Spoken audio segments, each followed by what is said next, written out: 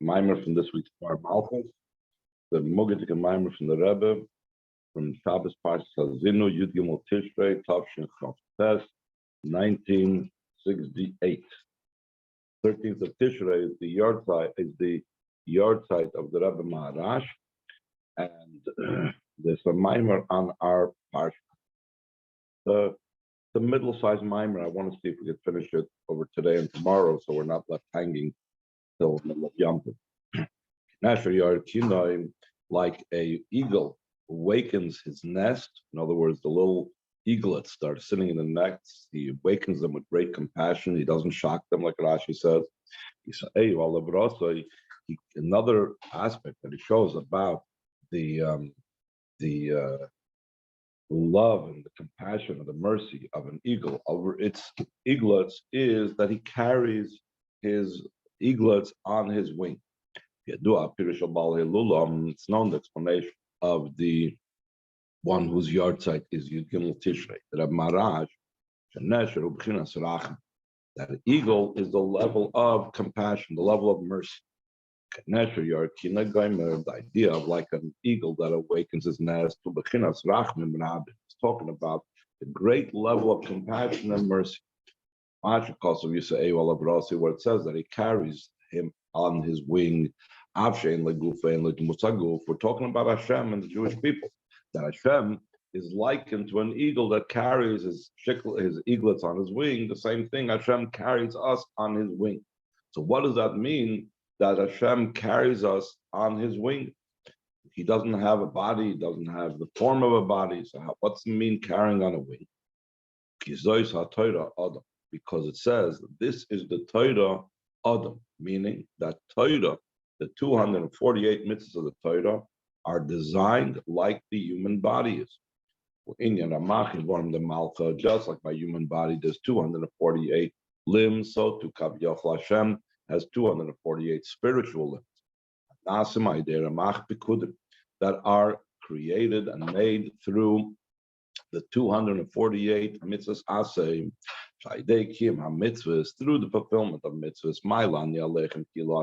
I consider it as if you made me. In other words, Yidden make up the Eibishter, Yidden create Hashem's limbs by doing the mitzvahs. That's the idea, that Hashem carries the Jewish people upon his wing. The wing is like a limb, is like the limbs of the bird. So when we say that he carries the Yidden upon his wing, that means it's over the level of mitzvahs, higher than the level of the Ramach Evorim. Because of the great mercy and compassion of the level of the eagle, it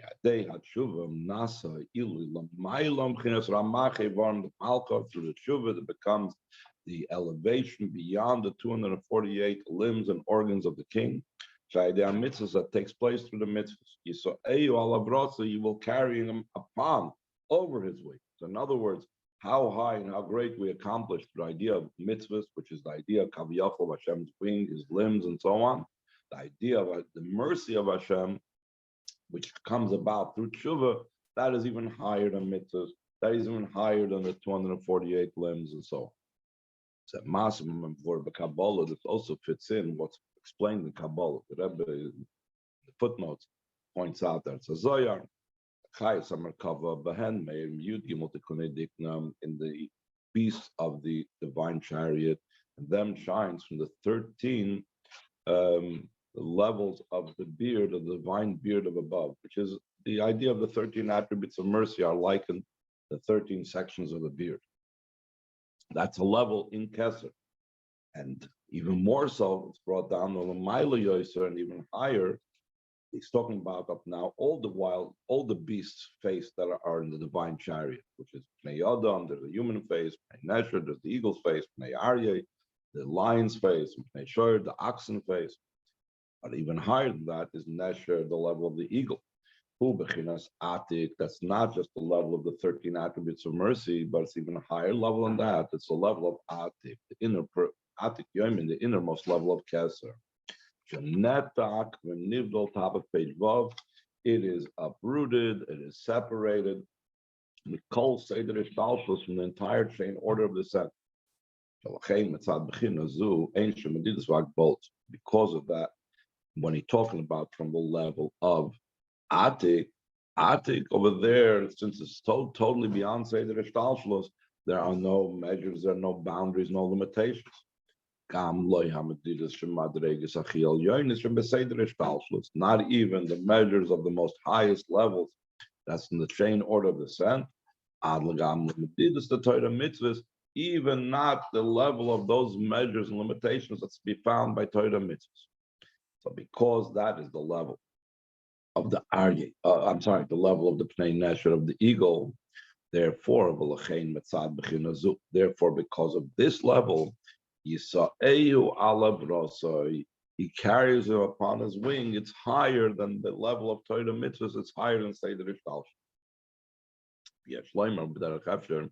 We could say in the possible explanation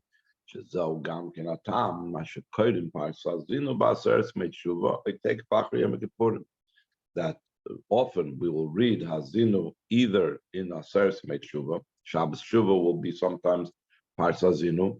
If Nitzavim Vayelech are together, are joined, so then we'll read Nitzavim Vayelech always. We read it before. Nitzavim is always read before Rosh Hashanah. So if Nitzavim Vayelech are together, so then Shabbos Shuva will be Hazinu. Or I take it after Yom Kippurim, or it's read immediately after Yom Kippur, like this year, and all other years for Nitzavim Vayelech are separate. So then the Tzavim is like we mentioned before, always read before Rosh Hashanah. Vayelech will be Shabbos Shuva, and then Hazin will be immediately after Yom Kippur. So regardless if it's before or after, but we see an association between this parsha that speaks about Knesher, Ya'ir, קינו, Al Goizol of Yerachiv, that is somehow connected in introduction to or following Yom Kippur. Because the time of Yom Kippur is a time of Tshuva, even someone that sinned, whether it's a literal sin, where we always translate sin in the most literal sense, or whether we're talking about a sin, not from the word of an actual sin, but from the word deficiency, lacking, missing something. Says over there concerning that Bathsheba went into David HaMelech when she heard that there was another son that was trying to take over the kingship after David HaMelech would pass away. And she said that if that takes place, so I and my son Shlomo will be Chatoi. Now over there it doesn't mean sinners. Over there it means that we will be left lacking because they will have usurped the kingship that was supposed to go to Shlomo HaMelech. So we see that the word Chatoim and Chet doesn't always mean a sin. Chet could also mean something that's deficient, something that's lacking. So then the same thing could mean over here that someone that did a Chet means not a literal sin, but that he's missing in his perfect avodah. Tzad Gila b'chinas nesh. Through because of the level of the revelation of an eagle. Through the tshuva,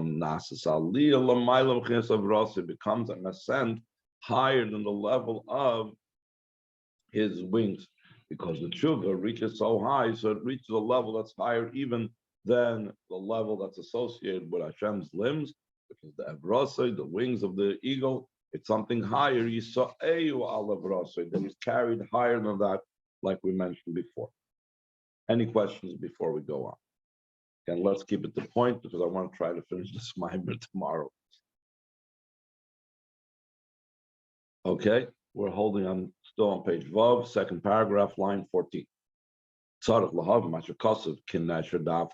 We need to understand why it says specifically like an eagle. All the beasts of the divine chariot. The lion's face, the oxen face, the eagle's face, are all in the 13 attributes of the beard, meaning the 13 attributes of mercy, which is also connected with the idea of mercy. Why over here in our parsha does he compare Hashem's relationship with Yidden specifically to an eagle? So I can ask you on this question that seemingly is contradictory to what we just now said before.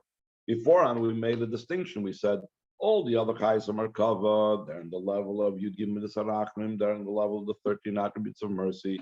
That's the level of Arichampin. That's the lower level of Keser. Here we're talking about a higher level. We said that the ego is not just like all the other four, the rest of the four beasts of the Merkava, that they are in the level of Arichampin, but there's higher. It's a level of Atik. So why we're even asking this question? It says, that the level of Atik is uprooted and separated from the whole entire chain order of descent. How much more so that he's uprooted and separated from the world of Bria. That essentially we're in the actual place of where the Merkava is located is in the world of Bria. Then there's a level of the Adam Shala Kisei, that's the level of Atzilus that rides on Bria. So therefore, the level of Nesher, which we said is associated and rooted in Atik, is really so much higher. Knesher, that says over here, like an eagle, the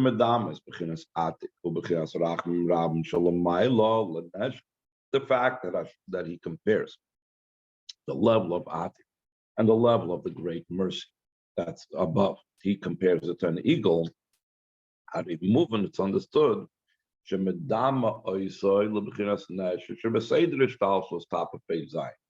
comparing it to the level of the eagle, not the eagle that's in the level of Atik, but the level that's in Seder Ishtalshus, because Nesher Merkava, the level of the eagle that's in the divine chariot, which is in the world of Bria,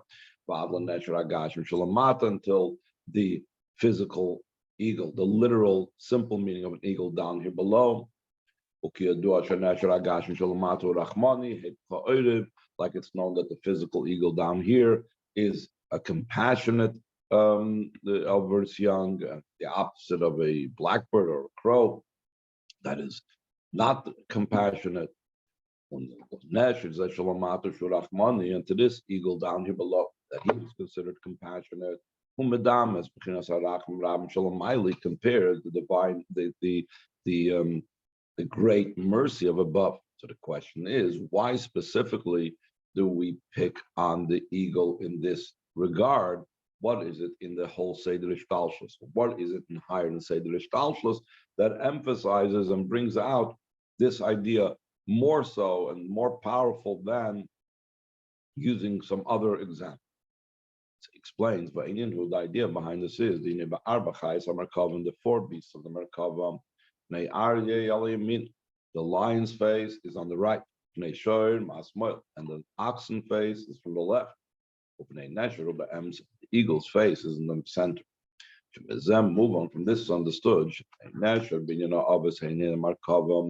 that the eagle's face concerning the forefathers, that the forefathers are also considered a divine chariot, though their chariot is in the world of Atzilus, but it still corresponds to the chariot of Bria, of the Malachim, of Ya'ir, Knesher, and so on.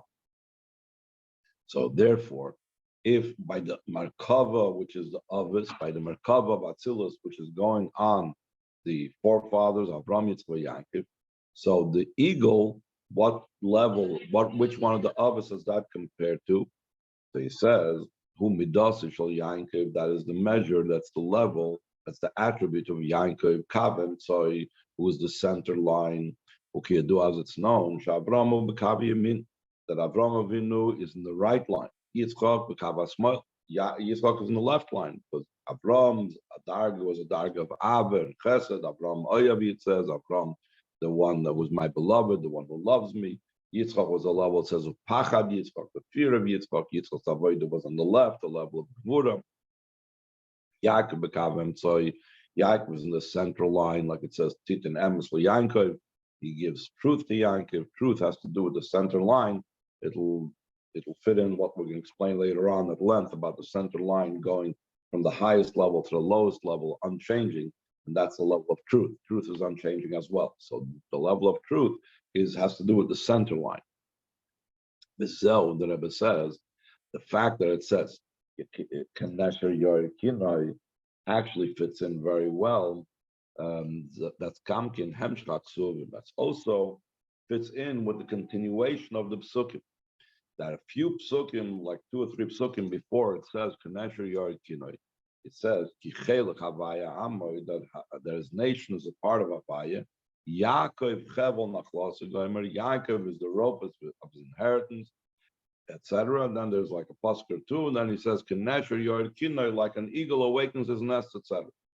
Indian Knesher Ya'ir קינו, this idea that like an eagle awakens his nest, but behemshchli Yaakov Gomer comes up to the continuation for it says by Yaakov. Lachein Omer Knesher Dafke.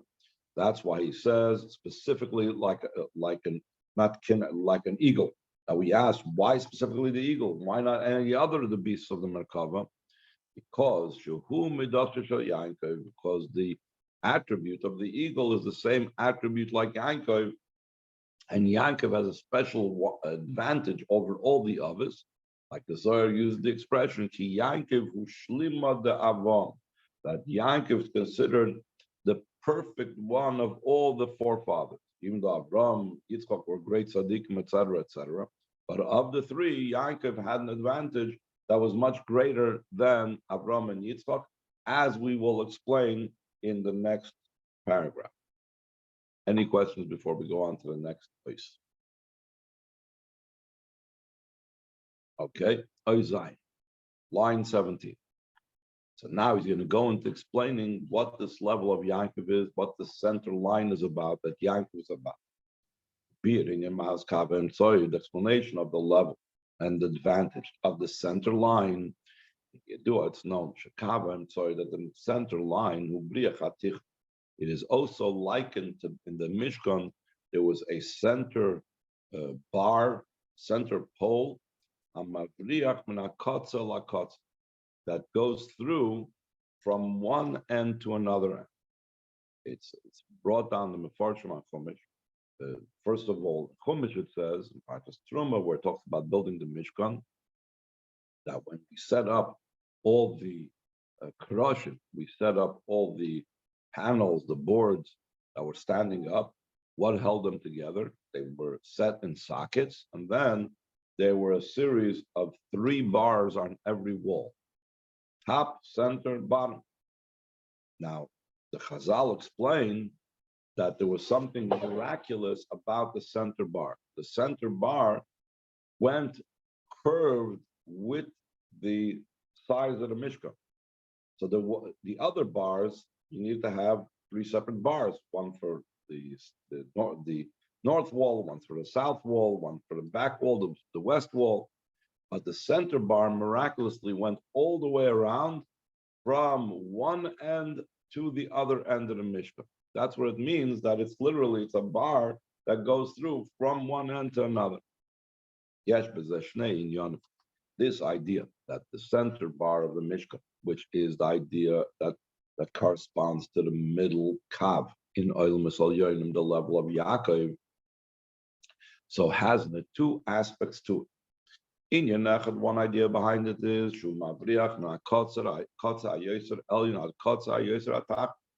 first of all, that it goes from the uppermost end to the lowermost end. Just like the center middle bar in the Mishkan. That used to go through all the way from one end of the Mishkan to the other end.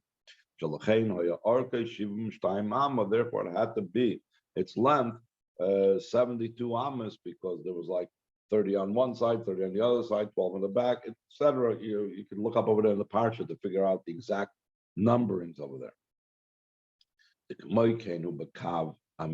So too, it's in the middle line in the Sfira Sol Yonis, which Yaakov represents.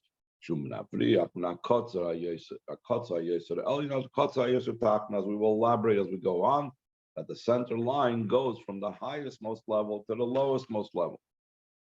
And there, Shnei Inyanim Elum, these 2 components, Masha Mavriach Minakotza Yosef Elyon, Benimshal Kotza Yosef Tacht, and top of page Ches, that it goes from the highest level, from the highest end to the lowest end, tluyim zeh b'zeh, are dependent one on the other. In other words, the fact that it could reach the lowest level is because it starts with the highest level.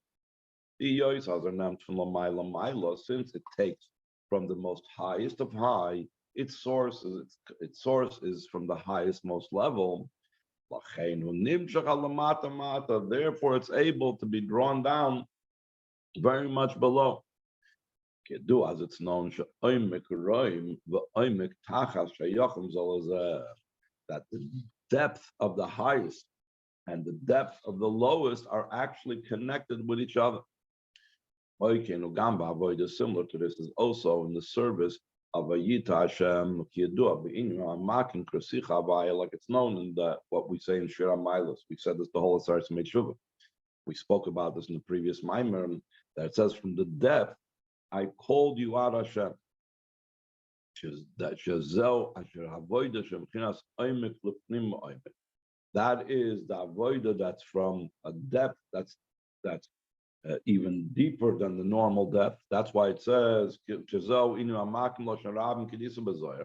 that. That's why it says mimamakim in the plural. It doesn't say mi'oimik krosich havaya, but it says mimamakim krosich havaya. So the fact that it says mimamakim from the depths, that means that it's a depth beyond depth. So therefore, shelamata, from that depth that's from below, this avoida reaches to the depth of above.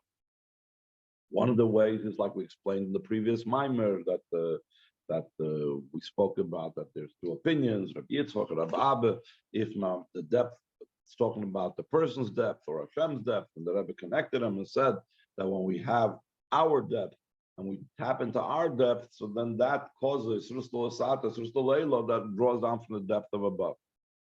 Ad, so far, so high does it reach the depth of above,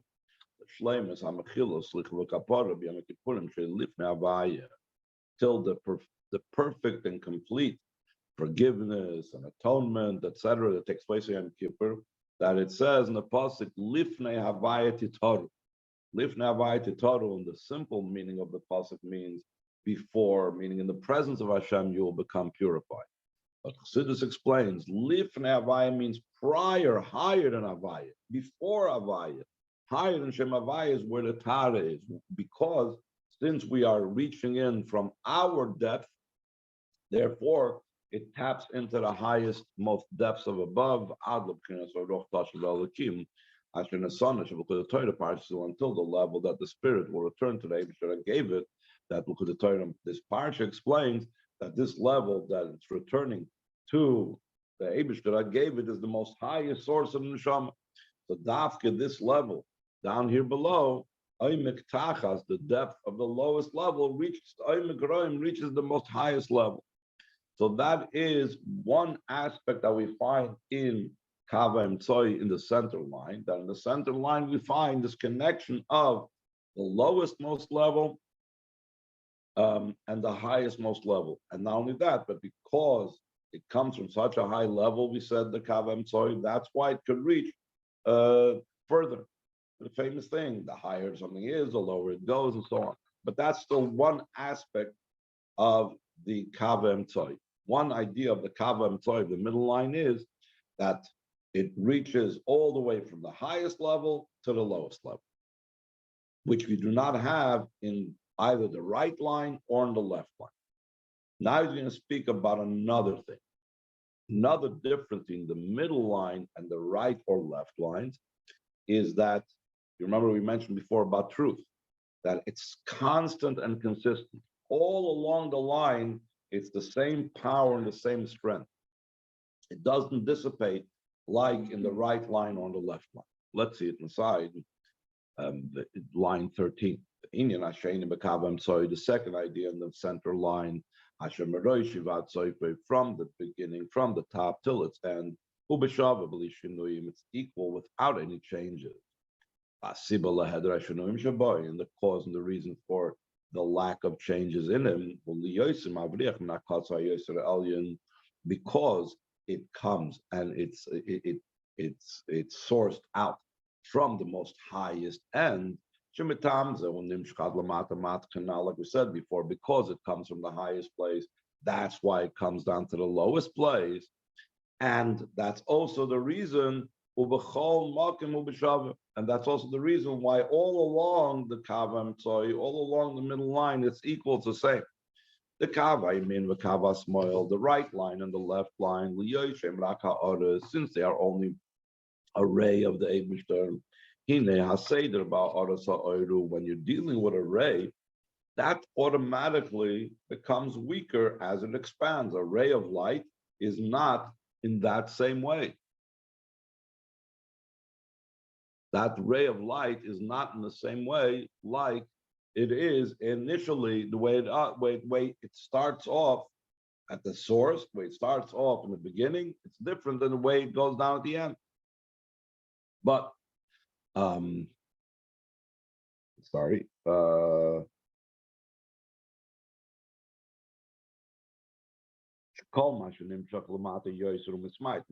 more it descends below, it becomes decreased and becomes changed. As opposed to the middle line, from the mile canal that it takes from the highest most places, as it's known, though all these three lines, the right line, the left line, the center line, all of them touch and reach Kesem. But those other two lines, the right and the left, it's only in the external part of Kesem. As opposed to the center line, it reaches the inner part of Keser like Atik. Therefore, it's at the end of the line, just like at the beginning of the line without any change. Now the Rebbe gives an example that by a human being, we find this as well, the difference between the right and the left versus the center. The right and the left by a person are the extremities, the arms, the legs, and the center is the trunk, head, the body, the end of the body, the mokim abris, like we're soon going to explain. It says top of page test, so too also in the form of a body of a person, that the body of a person we know is created in the form of above. So therefore the body also reflects these different lines, the right, the left, and the center. Where do we see that the body of a person is made similar to above? Like it says in the pasuk, let us make a person in our form and in our image. It says nasa, lashon rabim, it says we will make, we shall make in a plural. Like it's explained in the Maimar that the Rebbe said prior to this Maimer, the Maimer of Shabbos Pashas Tzavim of Tafshin Chavches, that he spoke over there about this idea of saying Nasa in the plural, because all the levels and the different parts of also Tiku of this year, that the different parts of Seder Ishtalshlus, at all the 10 spirits as a plurality contributed and had to do with the making of the person. That's why it says Nasa in the plural. We find Gam Boy Yeshlam Shlosha Kav. Also in the human being, there's the three lines: Yad Yamin veYiregel Yamin. There's the right hand and the left right foot. Shudugmas Kav Yamin Shalomaylo. That's similar to the right line of above. That by many people, that's the strongest. And most people, that's the stronger, more revelatory, like Chesed. More power and energy is in the right hand and the right foot. Yad Smoil, Regel Smoil, Shadugus Kava Smoil, Sholmat. There's also there's the left hand and the left foot that's similar to the left line above, which is also limited, constriction, symptom, less power, less energy in the left side of the body. Then Roish Gufi Yisoid, Shadugus Kava Mtsoid Sholomayla, the head, the body. And the Yisoid is the place of the bris. That's similar to the center line of above. And the Rebbe is going to explain that further in the Maimer, how we see that in the right and in the left line of the body, there are differences and distinctions, but whereas in the center line of the body, there is no differences and distinctions, as we will continue the Metz Shem tomorrow. Any questions?